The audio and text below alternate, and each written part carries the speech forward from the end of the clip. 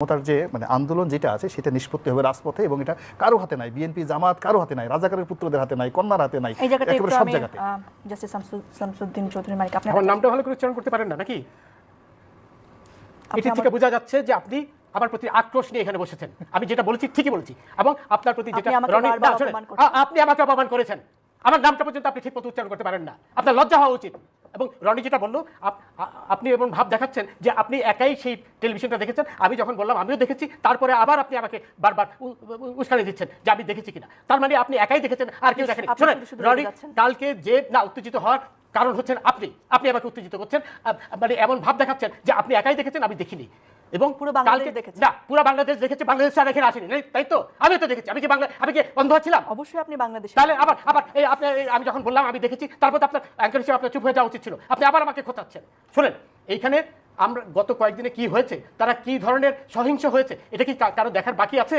এবং আজকেও তো দেখলাম এই টিভি, আপনার বাংলা টিভি আগুন লাগিয়ে দিয়েছে, তারপরে বিটিভি আগুন লাগিয়ে দিয়েছে, তারপরে এটা তো প্রথম দিন থেকেই যুদ্ধাঙ্গদেহী।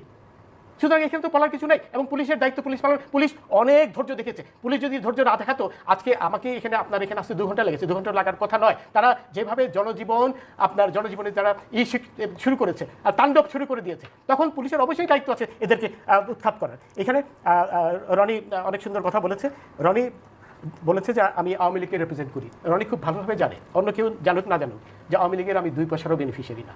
আমি আওয়ামী লীগ করিও না, এবং ছাত্র জীবনে ছাত্রলীগ করতাম, দ্যাটস এ ডিফারেন্ট থিং। সেটা বিলেতে যখন আমি পড়াশোনা করি। আমি আওয়ামী লীগকে সমর্থন করি এই জন্য যে আওয়ামী লীগ মুক্তিযুদ্ধের চেতনার পক্ষে কথা বলে, অন্য কোনো কারণেই না। শুধু আওয়ামী লীগ না, আমি আপনার মেনন সাহেবের দল সমর্থন করি একই কারণে। আমি ইনু সাহেবের দল সমর্থন করি একই কারণে। যারা মুক্তিযুদ্ধের পক্ষে কথা বলে আমি আওয়ামী লীগের কিছুই না। আমি 2 পয়সার বেনিফিট আওয়ামী লীগ থেকে পাইনি। অনেক বিচারপতি, অ্যাপিল বিভাগের বিচারপতি, এমনকি হাইকোর্ট বিভাগের বিচারপতি রিটায়ার করার পরে অনেক কিছু পেয়েছে। আমাকে কিন্তু কেউ আওয়ামী লীগকে কোনোদিন অফার করেও নি, কোনো প্রশ্নই আসে না। সুতরাং আমি আওয়ামী লীগের 1 পয়সা, এটি কিন্তু রনি খুব ভালো করেই জানে। এবং রনি যেটা বলেছে যে আজ আওয়ামী লীগ না, আজকে যদি রাজাকাররা ক্ষমতায় আসে, তাহলে একেবারে আমার চামড়া উঠিয়ে ফেলবে। এটা অত্যন্ত সত্য কথা। এখানে আরেকটি কথা, রনি এখন কিন্তু 12 কোটি নয়, এখন 4 কোটি। তখন 1 কোটি ছিল। এরা বিয়ে করে সন্তান হওয়ার পরে এখন এদের সংখ্যা 4 কোটি। অর্থাৎ 16 কোটি মানুষের মধ্যে এরা 4 কোটি।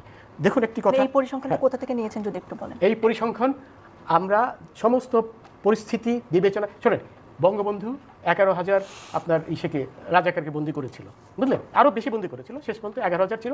পরে খুনি জিয়া তাদেরও ছেড়ে দিয়েছে। ওই স্ট্যাটিস্টিক্স ধরে আমরা যে আপনার